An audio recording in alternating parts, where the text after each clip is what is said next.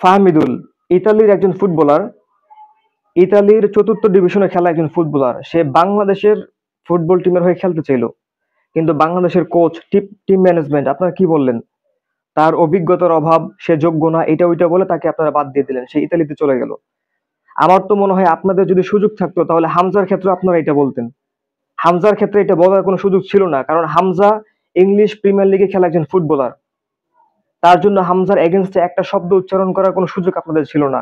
যদি থাকতো আমার মনে হয় হামজাকে আপনারা এতদিনে বাদ দিয়ে দিতেন বাংলাদেশ ন্যাশনাল টিম থেকে।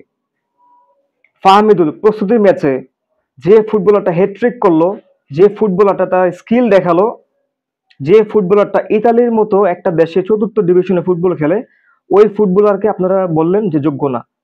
তার পরিবর্তে আপনারা কাকে খেলাবেন? তার পরিবর্তে যাকে খেলাবেন তাকে দিয়ে তো বিগত কয়েক বছর আপনারা তো খেলাইলেন। খেলায় কি করলেন? বর্তমান ফুটবলে বাংলাদেশের অবস্থান র্যাঙ্কিং এ ১৮৫তম। আগামী ২৫ তারিখ কবে আসবে সেটার অপেক্ষায় ছিলাম।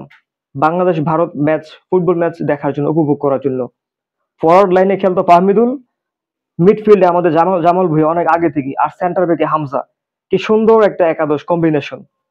আর ফাহমিদুল যদিও বাজে খেলতো, তাকে আপনারা একেবারে বাদ দিয়ে দিবেন, একাদশে রেখে তাকে মাঠে নামাতেন। মাঠে যদি সে একেবারে সম্পূর্ণ ব্যর্থ হতো, আপনারা পরে তাকে তুলে নিতেন মাঠ থেকে, অন্য কাউকে আপনারা মাঠে নামাতেন।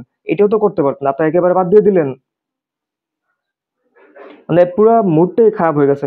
ফেসবুকে অনেক গ্রুপ আছে, পেজ আছে, যারা বাংলাদেশের ফুটবল নিয়ে কাজ করে, ফুটবলের উন্নতি চায়।